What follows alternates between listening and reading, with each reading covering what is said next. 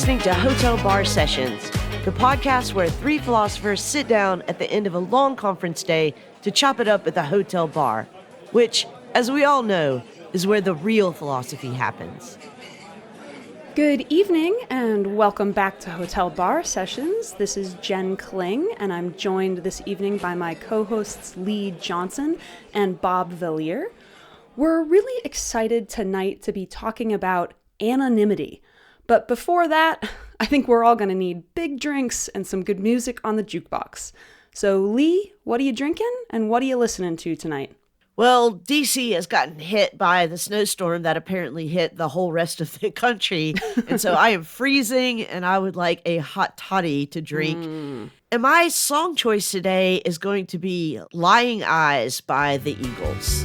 She gets up and pours herself a strong one and stares out at the stars up in the sky. Another night, it's gonna be long. So as you know, in the chorus of this song, it says, "You can't hide your lying eyes. Your smile is a thin disguise. I thought by now you'd realize that there ain't no way to hide those lying eyes." And given our conversation today about anonymity, I think this is especially apropos. One of the things I've noticed about the masked ICE agents roaming the streets like thugs recently is that they're able to cover their faces, but not their eyes. And there's a lot that the eyes tell you. They say that eyes are the windows to the soul. And in some of those agents, you can see real contempt. In some of them, you can see fear. And some of them, you can see laughter or amusement. And I really want us all to pay more attention to what they can't hide behind those masks, namely their lying eyes. Nice. I appreciate that. Bob, how about you? What are you drinking and what are you listening to? Well, I'd like to have a Maker's Mark Manhattan because that will give me the jolt that I need for the rest of the day. And on the jukebox, on similar logic to Leigh, I have What's Behind the Mask by The Cramps.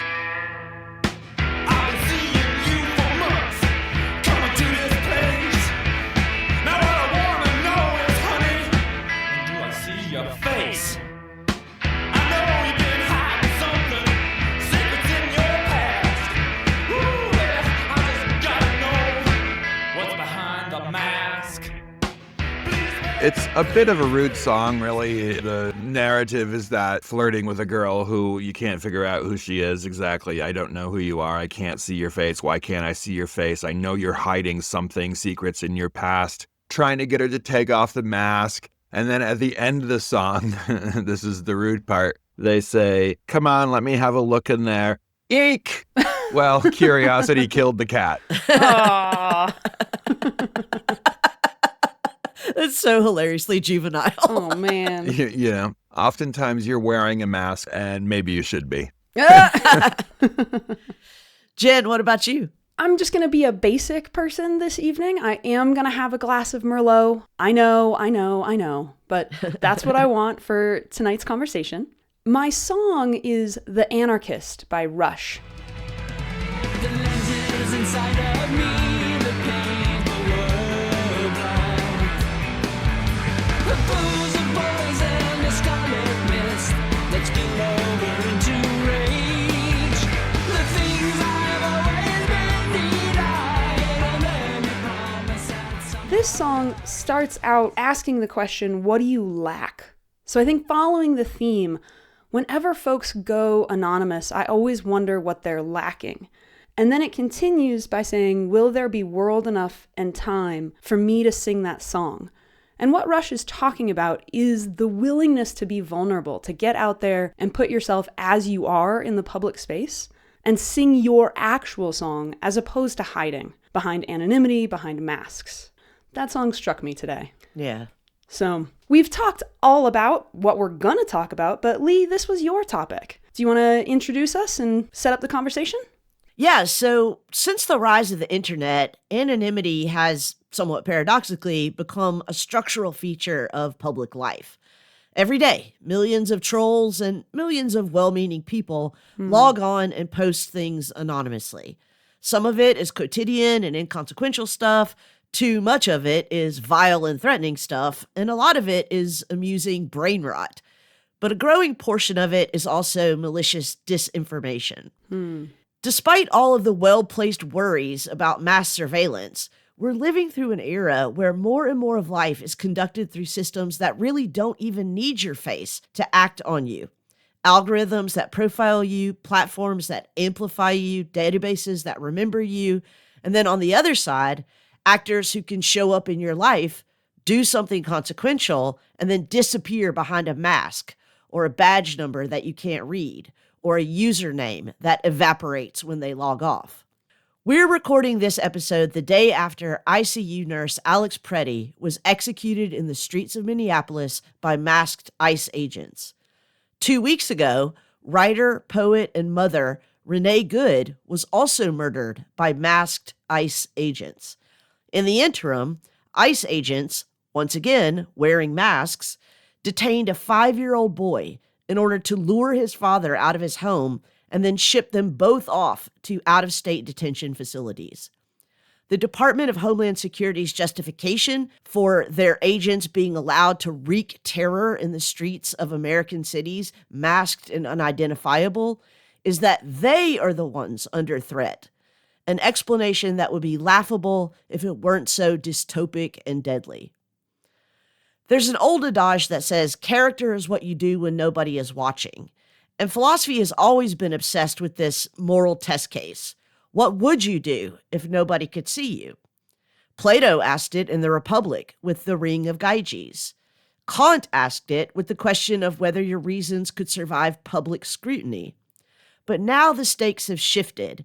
It's not, what would I do if I were anonymous?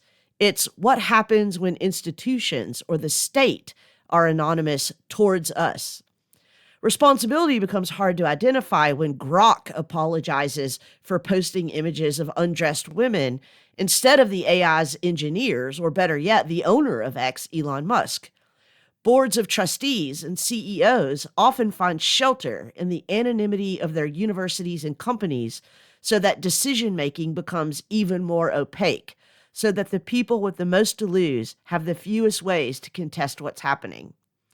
So our conversation tonight isn't going to be a polite conversation about privacy settings or corporate transparency or even the rule of law. We're going to talk about the unequal distribution of exposure that anonymity enables and how the consequences of that distribution are suffered unequally. Who is required to be legible? Who gets to be hidden? Who is doxxed or tracked or surveilled? And who gets plausible deniability? If you told me 5 years ago that I would be an anti-masker today, I wouldn't have believed you. But here we are.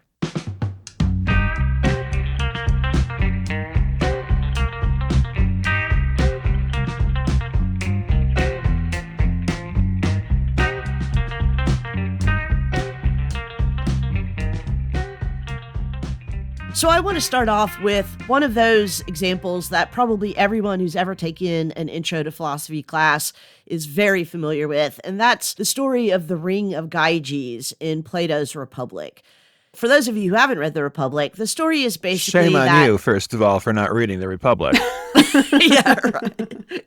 But the story is basically about a guy who finds a ring that if you turn it one way, it makes you invisible, and if you turn it the other way, you become visible again. Glaucon tells this story in the Republic for the purpose of forwarding his argument that even a just man would be unjust if he had the ring of Gyges. That is to say, the only reason that people are just is because they fear the consequences of being unjust. And that if we could be immune to the consequences of our actions, all of us would act badly.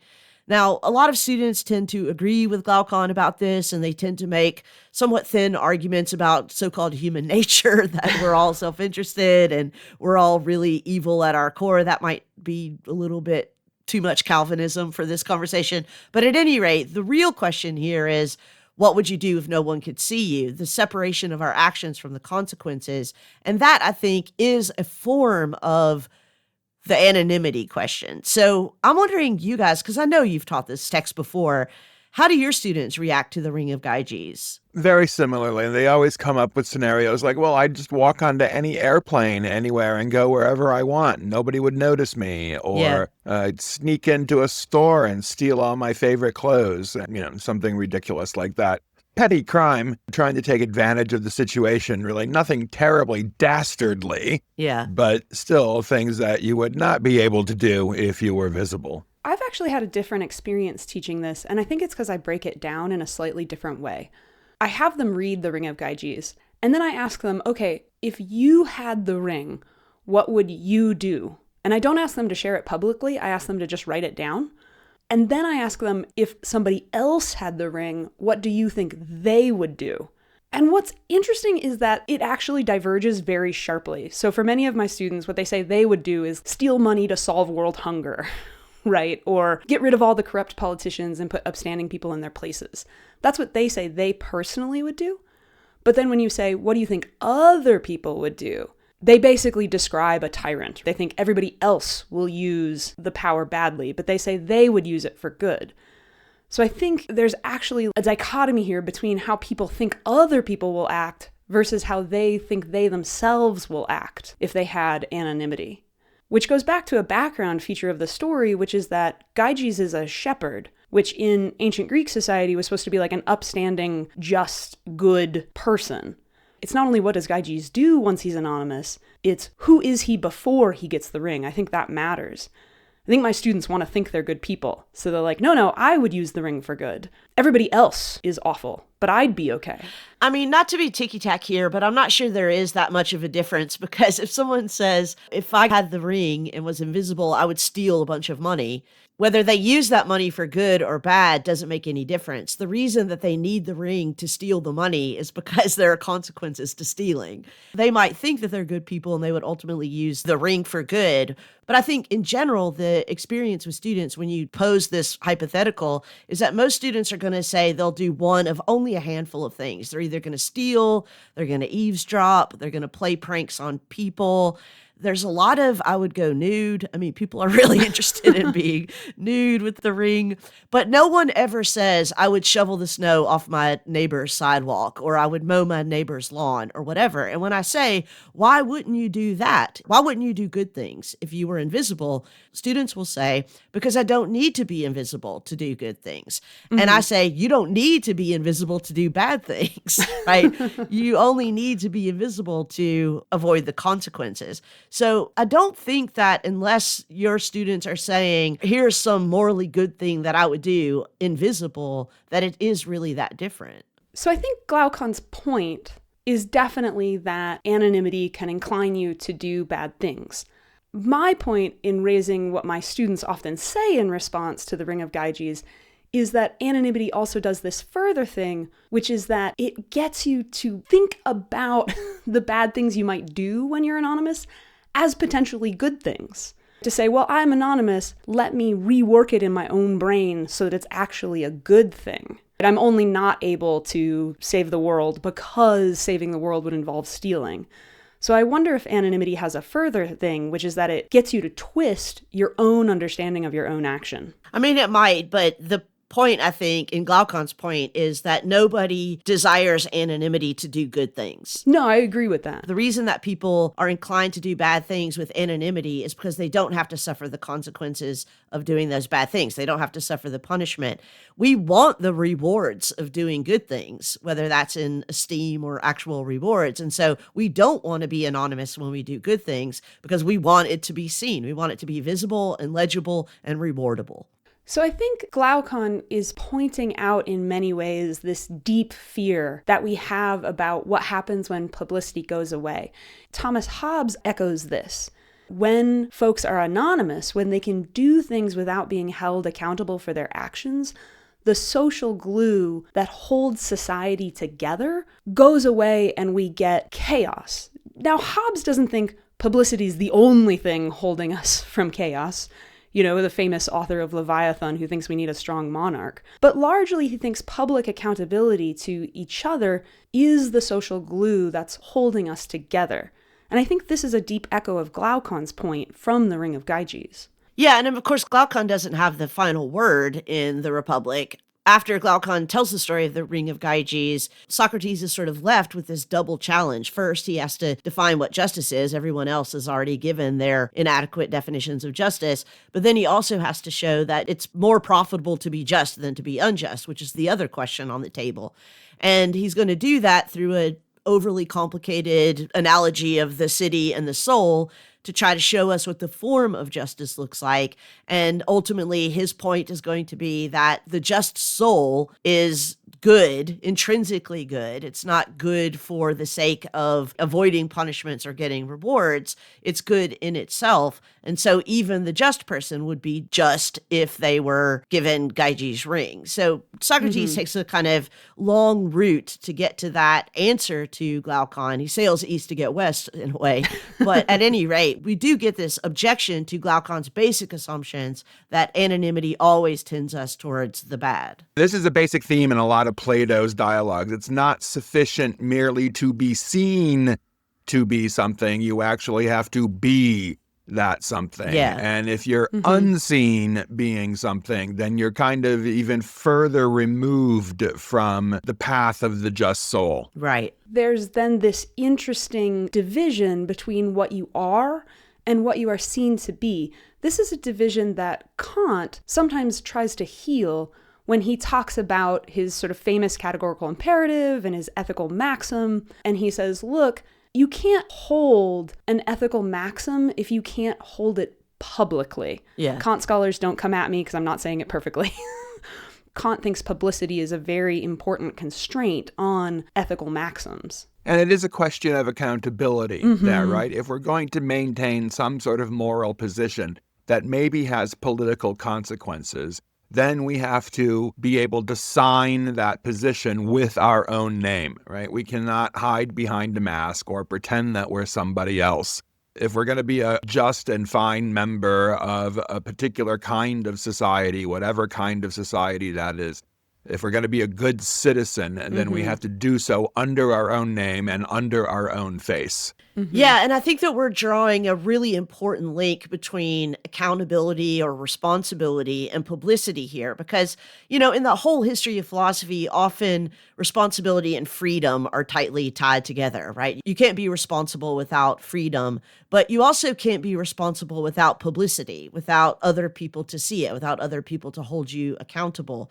So responsibility, freedom, and publicity are all kind of the foundation, I suppose, of moral life for us. And this is where it gets complicated when we talk about anonymity, because there are many cases that I can think of where anonymity is necessary for moral life. And maybe the most obvious one is the Me Too era. Many of the stories that women posted or shared in the early days of the Me Too movement were anonymous. They wanted to speak first anonymously or pseudonymously because saying their names could trigger retaliation.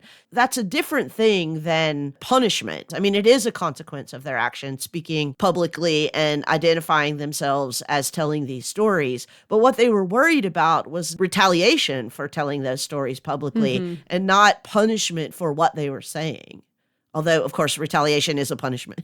Right. This idea that anonymity is occasionally morally valuable. I mean, making a big donation to a charitable foundation is one scenario. But there are these other scenarios like the one you just described, Leigh, where, you know, you're in a vulnerable position. You're maybe a whistleblower or a dissident or a survivor, or you're undocumented, or you're a precarious worker of some sort. And so maintaining some form of anonymity in the public space may be necessary. I mean, I have a pseudonymous account on Facebook. I have an account under my own name as well. It exists. Bob Vallier exists. Don't confuse me with the Southern Baptist preacher in Florida. He exists too. But I also have a pseudonymous account that is my primary account. And the reason that I do that is twofold. One is because for a long time, I was a precarious academic worker. I was adjunct here and an adjunct there, and I was fearful that if I said something negative, not that I ever say anything negative Never. about my employer, that could bite me in the ass. Mhm. But also because more recently, I am an official spokesperson on Francophone media for the left. For the Democratic Party. And every time I go on French TV, every single time, it doesn't matter what the topic is, I come home and I look at the account with my name on it, and there's nothing but hate. Nothing but hate. And occasionally a few threats, And so I don't really need that. Nobody needs to see that. So I don't generally look at it, and that's why I don't use that account as my primary account. It's to protect myself. It's to protect my privacy. Well, I would love to give you a little bit of love on your account, Bob, so I will go and put happy comments after our discussion this evening when I'm back in my hotel room. But I think what you said and what Leigh said made me recognize that we didn't raise kind of a small point from Kant, but I think it's important. When Kant is talking about publicity as the moral stress test, he doesn't just mean saying it to another private individual. So that's like social punishment or retaliation, or you getting hate on your Facebook feed. That's you said it and other private individuals responded to it. When Kant is talking about publicity, he says you have to do it in what he calls the public sphere. So not only in front of other people in your society, he's actually talking about doing it in front of agents of the state. So I think we can make a distinction between things like retaliation or social punishment and then state punishment or state silencing. I think there's a second reason when anonymity can be occasionally valuable, and that's when you're experimenting with your own identity or identities in different ways. I mean, identity is a performative notion in many different kinds of ways. We can invoke Judith Butler here. And it doesn't necessarily have to be about trans identity either, nor does it have to reduce to that sort of teenage, this week I'm goth, next week I'm punk kind of experiment with identity either. But when you're trying to suss things out about who you are and who you're going to be, sometimes you're putting yourself very much at risk, very much in danger of not just retaliation or punishment by the state, but actual violence from the masses. That's another situation, I think, where anonymity can be a positive. Yeah, and all of these examples of good uses of anonymity still somehow kind of bother me, not because I don't believe them and not because I don't believe that they are in fact good uses of anonymity, but because I do think that in my heart of hearts, we owe each other our names and our faces, at least at some level. And that's not to say that those can't change. And that's not to say that sometimes we don't know what our names and faces really are yet, and we're working them out. I don't think that we owe each other full transparency when we're working them out. But I'm wondering if you agree that we do have some kind of obligation to one another to be transparent. So I don't think I have any obligation to be transparent when I'm in a society where the power dynamics are stacked against me. Because I actually think that's what all of these examples we're giving of anonymity being a good thing or a valuable thing have in common. They're all folks without power trying to do things in a society that makes it very hard for them to speak truth to power. So the whistleblower, the reason the whistleblower is anonymous is because he or she or they knows that if they put their name to it, they're going to be squashed in a variety of ways. The teenager figuring out their identity, the reason they do it anonymously is because they know they face the very real threat of violence. Why do they do that? Because we don't live in a society where power is distributed equitably. So I wonder if we could say something like anonymity is good or okay or I'll be careful, can be valuable when it's used by the powerless to fight against their powerlessness. But it's almost always a bad thing when it's used by the powerful to forward their power. I would agree with that. And I think that would make me want to amend what I said earlier about our obligations to one another to be transparent or to share our names and faces. I don't think that we should feel an obligation to share our names and faces or to be transparent to power, especially oppressive power. But I think in a situation in which there is oppressive power, that it's actually morally good and maybe morally obligatory for those who are the subjects of that power or the targets of that power to share their names and faces with one another. I think one of the really great things about the Me Too movement was, of course, it started off as just hashtag Me Too, anonymous me. This happened to anonymous me too. But as it grew strength, as it grew influence, as it gained the ability to undermine the power that was keeping it silent, more and more women were like, no, me too, me Leigh Johnson too, not just me anonymous me too.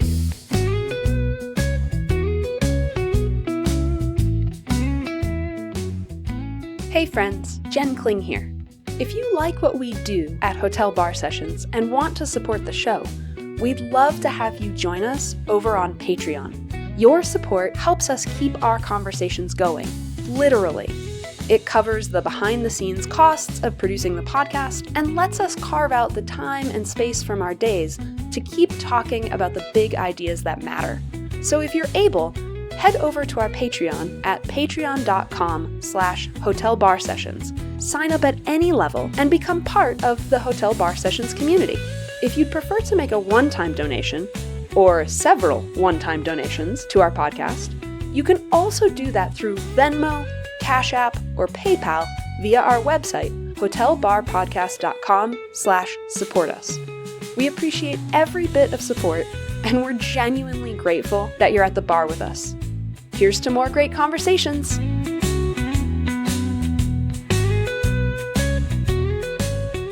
All right. Well, we've been talking about anonymity, and by and large, we agree that in almost all cases, it's a bad thing because it avoids responsibility and erodes the social fabric in many ways. If we can't trust each other face to face with our names, if we don't have that kind of trust, then we really don't have a society at all. Although we did identify a couple of cases under which anonymity can be a morally good stance to take. But now we're finding ourselves in a situation these days where we are surrounded by people who just a few years ago hated the idea of masks when it came to protecting public health, but today seem to love the idea of masks when they're attacking public disagreement. We're talking about the ICE agents. So when people in power go faceless, when we have these masked federal agents roaming the streets of the cities in our country, beating up our citizens, bursting into houses, kidnapping children, and assassinating our colleagues behind masks with a refusal to identify themselves, pretending like that is a legally acceptable argument, then we find ourselves in a really seriously bad situation. And we're going to take some time to discuss what makes that kind of anonymity so politically dangerous now. Yeah, I think one place to start is that legitimate authority, at least in a democracy, really does need a public-facing structure. So if power can't be publicly questioned or publicly identified, then it is inevitably going to drift towards authoritarianism. That's what we're seeing. If you can't tell who's detaining you or what agency they represent or how to report their conduct, then it is impossible to contest the power that they're exercising. And these ICE agents that are roaming the streets masked have been told by the President of the United States that they have immunity. They have full immunity. And that goes right back to Glaucon. They basically have Gyges ring. They can do whatever they want without punishment, with impunity, because they can cover their faces and cannot be identified. The whole ethical script is reversed, right? I mean, for ordinary people, anonymity can be a defense. We talked a little bit about some instances in which that's the case. But for state power, especially if it's armed, anonymity is impunity. Absolutely impunity. And all the more worse because so many of these people are untrained, unqualified, and frankly, socially deranged in some way or another. There's a subsidiary danger to this as well. Because they can be anonymous, because they can wear masks, because they do not have to identify themselves with a badge number or even by identifying what agency they belong to, there can be copycats. There have been copycats. Yeah. There are people who are not in any way part of ICE or other federal or local law enforcement agencies who are now cosplaying, right? They're cosplaying these roles, and they are out there doing things that are equally, if not equally as bad, if not worse. Yeah, but how would you know, right? I mean, how would you know Exactly. if it's a fake ICE agent or a real ICE agent? If it's a fake Department of Homeland Security agent or a real one? I mean, this is kind of a parallel to the more general societal disinformation and misinformation problem that we have. Once we stop being able to trust our eyes and ears, we don't know. Anybody could be anybody. Anything could be anything. We don't know if it's real or fake. And that's where the obligation point that we were making in the previous segment about who do we owe our faces and names to is more pointed now. Because at this point, I'm willing to say I don't owe my name or my face to masked state power roaming the streets. I just don't. They can ask me. They can say that they have the right to ask me. They can say they have the right to detain me if I don't provide it, but I don't morally owe that to them anymore. I do, I think, however, have a moral obligation to share my name and my face with my comrades and to let them know I am a comrade. Me, Leigh Johnson, not me, general fellow citizen walking on the street. This is what a number of democratic theorists have talked about when they talk about the state being accountable to the people. So famously in democratic theory, a state that is not accountable to its people is not a democracy. Just full stop. Like whatever else you think is going on. And that's precisely what masks do. They make the state non-accountable. Now, people will respond by saying, yeah, but you can still lodge a complaint with the local police department. You can still call your senators. You can call your congresspersons. But the point is you can't lodge a specific complaint against a specific individual who is acting as the arm of the state.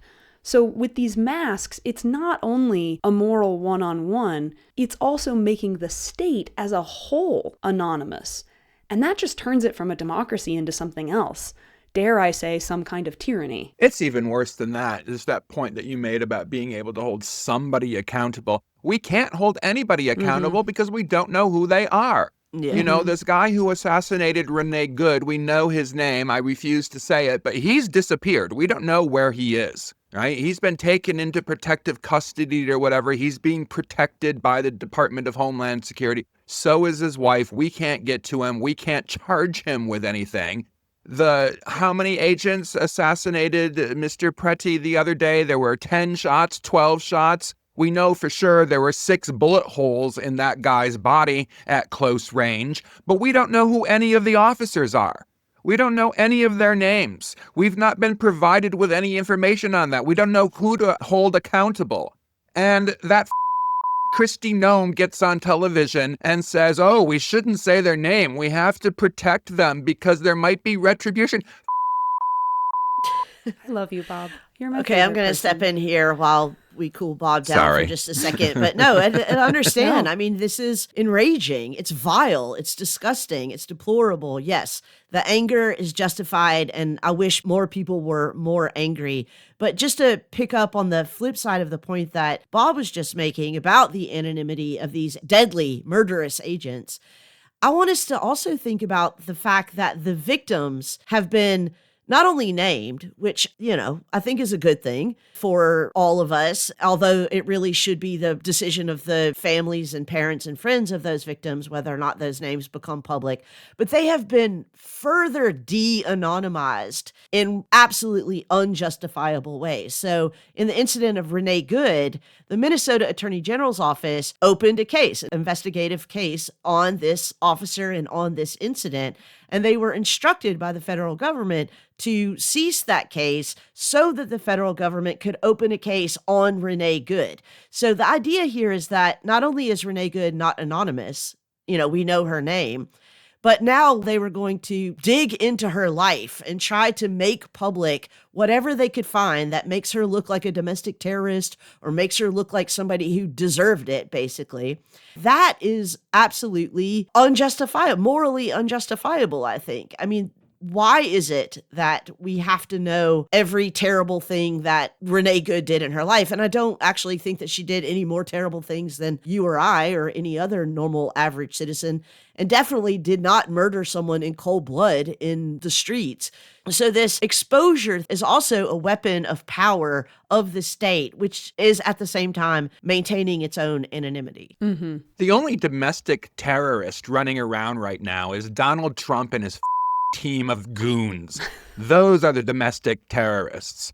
They're all wearing masks. And you know who else used to wear masks? The Ku Klux Klan. That's who used to wear masks. I wish they would go back to wearing their sheets because I cannot stand looking at their ugly faces.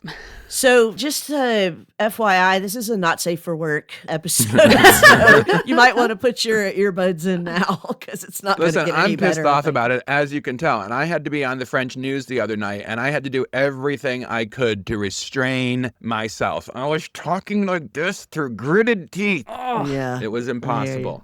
Bob, I'm proud to know you. Leigh, your point about using exposure as a weapon just further shows how anonymity gets us away from rule of law. Why are they digging into Good's background? Why are they digging into Pretty's background?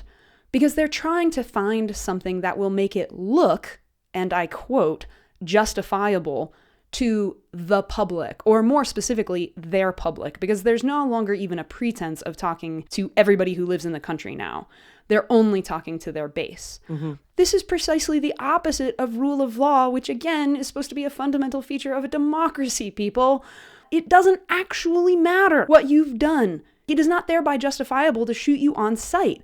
You are owed a tribunal. Yeah. Due process, court decision. Just because somebody thinks you've done something wrong, they don't just get to shoot you, whether they're an agent of the state or not. You can be arrested, but then you get to go to court and you get to defend yourself. That's the whole point of rule of law. And this anonymity is just taking us further and further away. Yeah, and let's remind ourselves that in due process, neither the judge, nor the jury, nor the executioner is masked. Mm-hmm. We've got ICE agents out here running around masked, acting as judge, jury, and executioner. That is terrifying. That is dystopic. But I want to get to this justification point just for a minute, because I want us to really think through the justification of federal agents wearing masks, because the Department of Homeland Security has said over and again that the reason that the federal agents are wearing masks is because they're afraid for their own safety. Now, without trying to sound too cold about this, police work is a dangerous job. Firemen and women's work is a dangerous job, but we don't say when the fires become dangerous, then you don't have to go in. I don't doubt that it is a dangerous job. I think that A, they're making it more dangerous through their behaviors, and B, that the danger is nowhere near the danger to the public that they are enacting, that they are creating. And I don't think I can find a single morally justifiable reason for them to be masked. Mm-hmm. I think I agree. I don't think there is a single moral justifiable reason, especially if they're pretending to be law enforcement.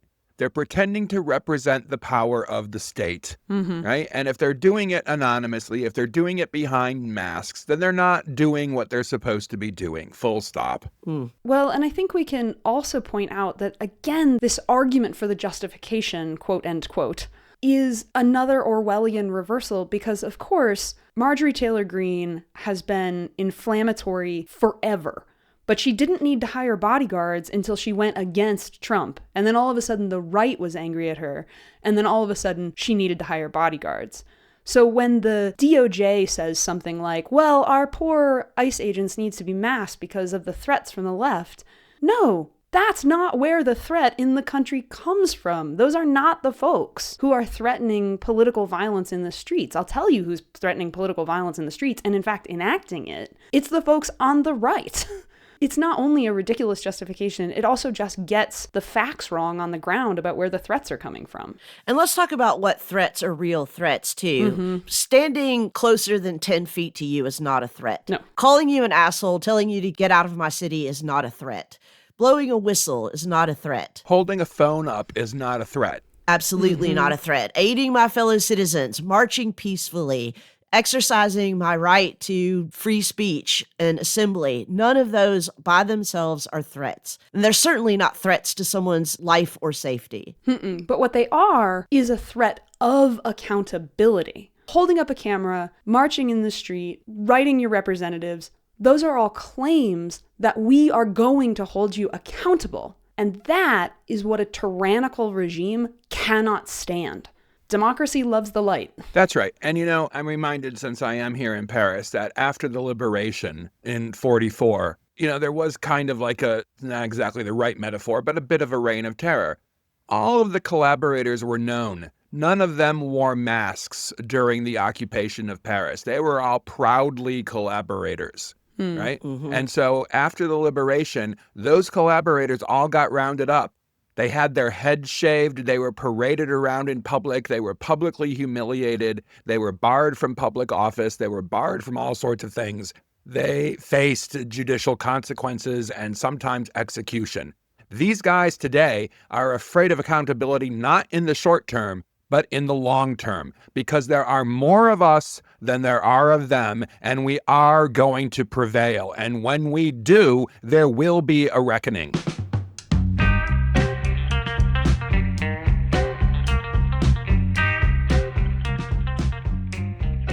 All right, we all know that the rent is too damn high and everybody's always asking you for money. But if this episode is giving you something to argue or think about on your ride home or while you're cooking dinner or doing the laundry, we'd like for you to just do 3 quick things that help us out a ton and cost nothing. First, tap follow in your podcast app so that Hotel Bar Sessions' new episodes just show up. No hunting for us anymore. Second, rate us. Yes, we're talking about the stars, and we definitely prefer 5 out of 5 stars, but it only takes a second, and it tells the algorithm, which tells other listeners, that we're worth listening to. Third, if you can, just write 1 sentence as a review. Not a novel, not a manifesto, just one moment that made you pause or curse or shout back at us through your headphones. Then text this episode to a friend who loves a good argument. If you're on Facebook or Blue Sky, tag us at Hotel Bar Sessions with your hot take and we will definitely share a few. If you do that, we'll keep the rounds coming. Follow, stars, 1 sentence, share with a friend. Oh wait, that's 4 things. Anyway, thanks for keeping this joint loud and live.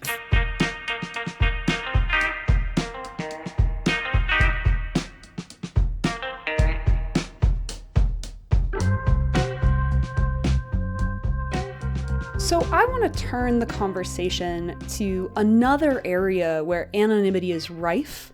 And full disclosure, I've gotten off the internet because there's so much anonymity on there. And I feel like I just never know who's saying anything to me, so I never know if I should trust it. So I'm wondering if in the online space, we should do what we talked about for in-person spaces and just get rid of anonymity altogether in online spaces. I mean, that's a really interesting proposal. Funny enough, I used to ask my students in my philosophy of technology class, if you could start over and rebuild the internet, what would you change? And maybe the one answer that came up more often than any other was we would disallow anonymity. I'm not sure that I completely agree with that. And a lot of that has to do with some of the instances or the cases that we mentioned in the first segment. I think there are good reasons and good uses of online anonymity. I will say that for myself, that I have never been anonymous online. All of my accounts are under my real name, Leigh M. Johnson. I'm all over all of the platforms. I've never used an anonymous account. I do, I suppose, have a pseudonymous account, although it's not really a pseudonymous account because it was my website, which I often sign as Dr. J, but my name is easily findable on that website, so it's not as if I'm even there operating pseudonymously. I think that what we ought to really think about when we're talking about online activity is not whether to keep or do away with anonymity. I don't think that we have that choice anymore. That ship has already sailed, right? The horses are out of the barn. But what case could we make for pseudonymity? There are ways, of course, to track pseudonyms to real users, and that might be where we want to start. If you're not going to operate under your own name, your pseudonym at least has to be attachable or attached to you in some discoverable way. Also, if you're going to speak pseudonymously, that the pseudonym can suffer the same punishments that you would suffer if you actually were operating under your own name. So is the idea that you would have a pseudonym over time? So I might not say I'm Jen Kling all over the internet on all of my accounts. I mean, I do, but I might not. But would the idea be that it wouldn't be like a burner pseudonym? Well, I mean, I think in order for it to be a burner pseudonym, it would basically just be anonymous, right? Because it would not be trackable. If you could just pick it up and throw it away in, say, one online session, then you're really just acting anonymously. I mean, I suppose that if in order to gain the pseudonym, you had to attach your real information, then it really wouldn't be a burner. But you see what I'm saying? I mean, I think pseudonyms are this kind of nice middle road between high accountability, high risk, real name identity and high safety, low accountability, true anonymity. Pseudonyms are a kind of mask, but they provide enough accountability for responsibility and also enough safety for genuine public discourse. Anonymity or pseudonymity can allow you to engage in public discourse, which now happens mostly online, in a way that you couldn't if you had to say who you were all of the time. So I'm sympathetic to that. I just really, again, I worry about Glaucon's point. Once we're anonymous, then you get online pile-ons, you get this willingness to be incredibly vicious and cruel, and those online pile-ons have meat space effects. People get fired because they got piled on online and then somebody calls the boss and then the boss fires them. And so I'm not sure what to do about that cruelty that seems to come out in online spaces with anonymity or even pseudonymity. Well, I think as long as anonymity is permitted online, that is inevitable, that we're not going to be able to avoid that problem of people acting in ways that are terrible because they're not accountable. I mean, I wish that this were possible. It is, of course, not. But if we could say, all right, we're going to make a kind of ranking of power and we're going to allow more anonymity for the vulnerable and insist on more visibility for the powerful. I mean, that would be the ideal situation. But I mean, it would be hard to implement, obviously, hard to execute, but I don't know that we couldn't approximate something like that. I mean, I, for one, want a power number. Yeah, right. But I do think this raises a point from the freedom of speech discourse, which is that speech under your own name, as we've been saying, is always a point of vulnerability. When it's perfectly safe to speak, that's fine, but there's almost no point in doing it. And I take your point that that's what online anonymity or pseudonymity does for us. It makes us just a little bit less vulnerable so we can speak more. But here, all my worries about unthoughtful speech, I guess, come into play. Where I'm often worried people make the mistake of like, if I say what's on my mind, I've spoken the truth. And I'm like, ooh, no, you need to think about that a little more. Especially when we get this online phenomenon where people get egged on. People wouldn't ordinarily say something, but they see 5 other people say it. This is to Bob's example about his account. Because there's 10 mean comments, people feel empowered to put on 50 more mean comments. That seems to approach more than let 1,000 flowers bloom. That gets us into the realm of really serious harassment that can have real deleterious effects on mental health and physical health. Yeah, but people do that under their own names as well. I don't think that that's particularly isolated to anonymous accounts. Maybe we could take a different approach, which is to think of actual practical ways to minimize or at least diminish the harm of online anonymity. And one of those ways, I think, which is practicable, is we could add friction for anonymous accounts. So make it harder for anonymous or even pseudonymous accounts to go viral. Those are ways that these kinds of threats get escalated. And because there's no accountability, then it's easy for the pile-ons to happen.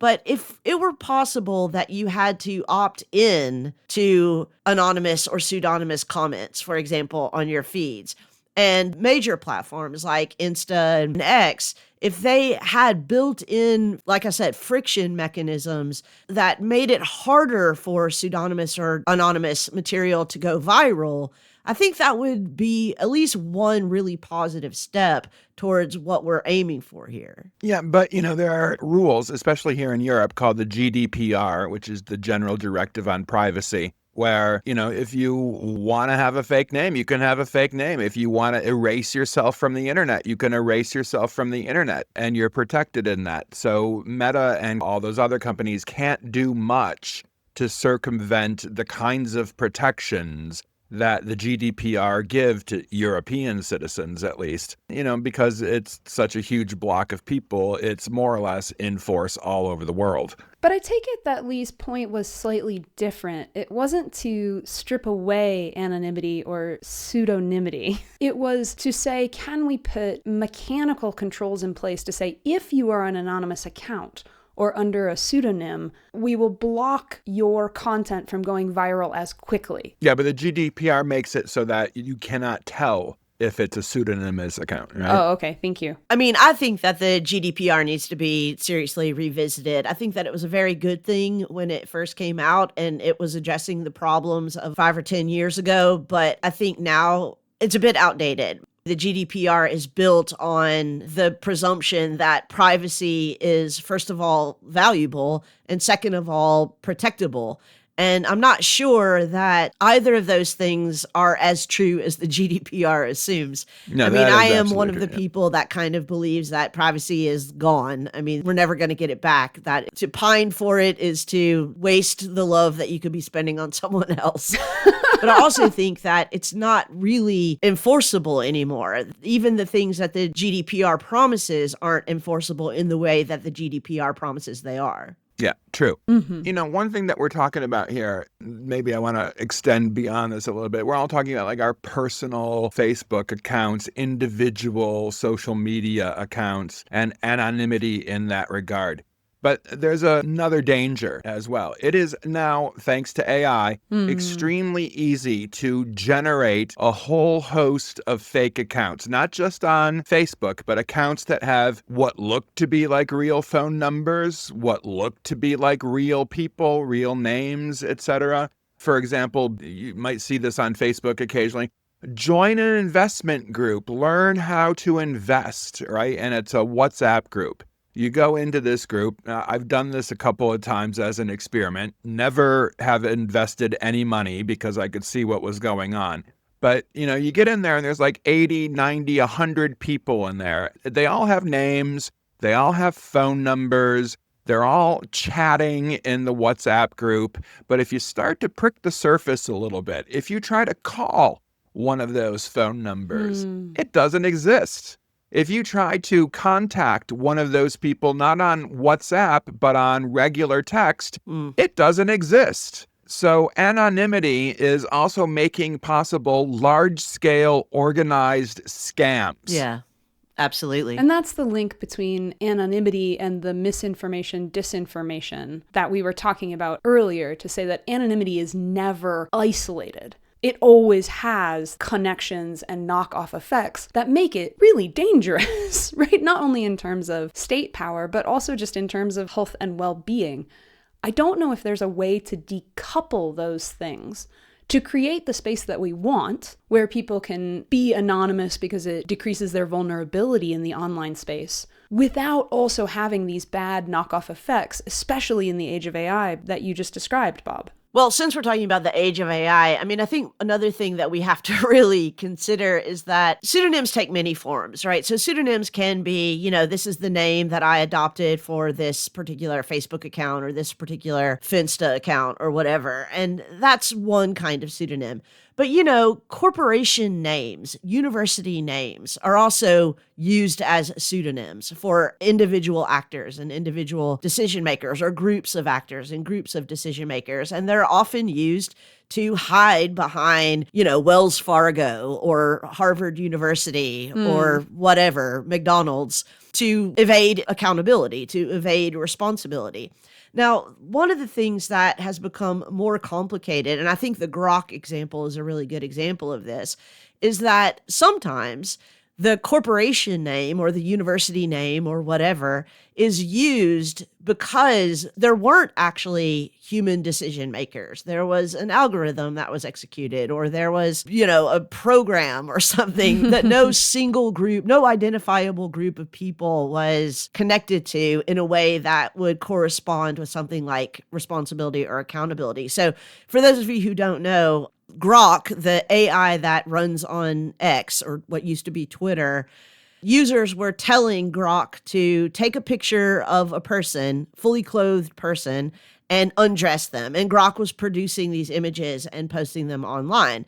And when it became evident that many of these, if not all of these photos, did not involve the consent of the person who was being undressed, they tried to stop it. Now, of course, those photos are already out there. They're never going to come down. The internet is forever, whatever. But what X did was X had Grok apologize on X. And that is a kind of pseudonymity as well. I mean, there are people behind Grok. There are also algorithms behind Grok. And so here we get into this kind of more difficult way of assigning accountability and assigning responsibility in the age of AI, as we like to say so broadly and so vaguely. But it is the case. I mean, AI has become a little bit like Gyges' ring. It's sort of, you put it on and it's hard to say what you can be held responsible for or not held responsible for, because you can either disappear into anonymity behind the algorithm, or you can use the pseudonym of whatever company is executing the algorithm as a cover for your own accountability. And look, we all know it was Elon Musk who did this too. Right. It wasn't Yeah, Grok, no, that was just right? obvious. Elon Musk was at home one Friday night whacking off, and he had no more images to whack off to. So he was like, Grok undressed somebody and reprogrammed it to do this. This is what happened. We all know this. And go ahead and sue me, Elon. I don't have any money. But I think the question is even more complicated because there are cases where we know how to hold group entities responsible. So we have a template for holding a corporation responsible. We have a template for holding the US military responsible. We used to, before the damn Supreme Court did its thing, have a template for holding the highest elected officials in the land and their administrations responsible. I have no idea what it would look like to actually hold an AI responsible or accountable. I don't know what that would mean unless it is, look, it's just the programmer. But I don't think that's quite right because, Leigh, I think you're right that it's not just Elon Musk. It's Elon Musk plus algorithms, plus data sets, plus everybody who helped build it. Well, I mean, in AI ethics, privacy, transparency, and accountability are three of the main topics. But I want to just point out group accountability can also be dangerous when in the wrong hands. Just think most recently about how the Trump administration was talking about Antifa, right? Like Antifa is a group that's responsible for domestic terrorism, for various threats to federal agents, for, I don't know, crime everywhere. And now we've got an accountability that we've attached to a group. And then anybody that you identify as a member of that group now owns that accountability, or at least suffers the consequences of that accountability. So I don't think group accountability gets us free of any more of the problems than individual accountability does. Yeah. I think that we're just right now having to really rethink the relationship between accountability, privacy, anonymity, etc., in ways that just haven't been possible before. It's interesting. There's been a few clips of journalists who still actually have something like integrity pushing back on these claims about Antifa. Saying, well, what is Antifa exactly? Where is Antifa exactly? Who is Antifa exactly? Right? How do I identify somebody who's in Antifa? And of course, the Department of Homeland Security and the other goons who are tasked with answering these questions don't have any answers. Why? Because Antifa doesn't exist, right? It's a mythology that they've created in order to smear a whole bunch of people, get a whole bunch of people caught up in a net of responsibility for domestic terrorism or whatever they're calling it. It's a complete fiction. Although I am, and I will declare it here, I bet you'll join me proudly, Antifa. Well, I don't think it's nothing. I mean, it is an ideology. To be anti-fascist is an ideology. And I think that people can ascribe to it or not ascribe to it, but it's not a group. It's not a person. I agree with you. No, it's not an organization. It's not an institution. It's not anything. I mean, it is a belief system, yes, and I think it's one that most decent people hold to. Yeah. Because if you don't hold to it, that means you're pro-fa. Yeah, right. So make sure that if you're still having those auto withdrawals from your account every week for your Antifa dues, go ahead and cancel that. The same thing can be true, incidentally, said about not just Antifa, but the gay agenda. Yeah, right. This has been around since the 1980s, the gay agenda. I've been gay for 57 years. I have never once received a copy of the gay agenda. I filled out the thing at the back of the magazine. Nobody ever sent me anything. You gotta start coming to the committee meetings.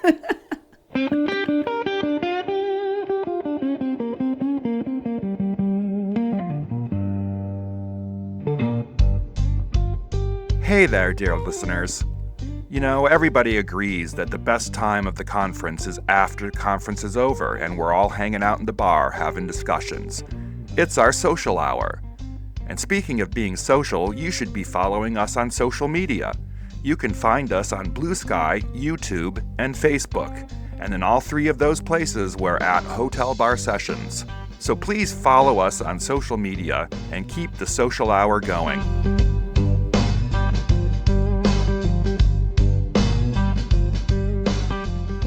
Well, unfortunately, friends, the bartender is not anonymous, and she has said to my face, it's time for us to get on out of here. So we're going to have to head out and go somewhere else to continue our conversation. But before we do, I just wanted to check in. Last thoughts about anonymity. Yes, no, somewhere in between. What are we thinking? Leigh, I'll start with you. I said at the top of the episode that if you had asked me 5 years ago if I'd ever be making an anti-mask argument, I would have laughed in your face. And today I am making an anti-mask argument, and in particular with respect to the federal agents roaming our streets and murdering our fellow citizens.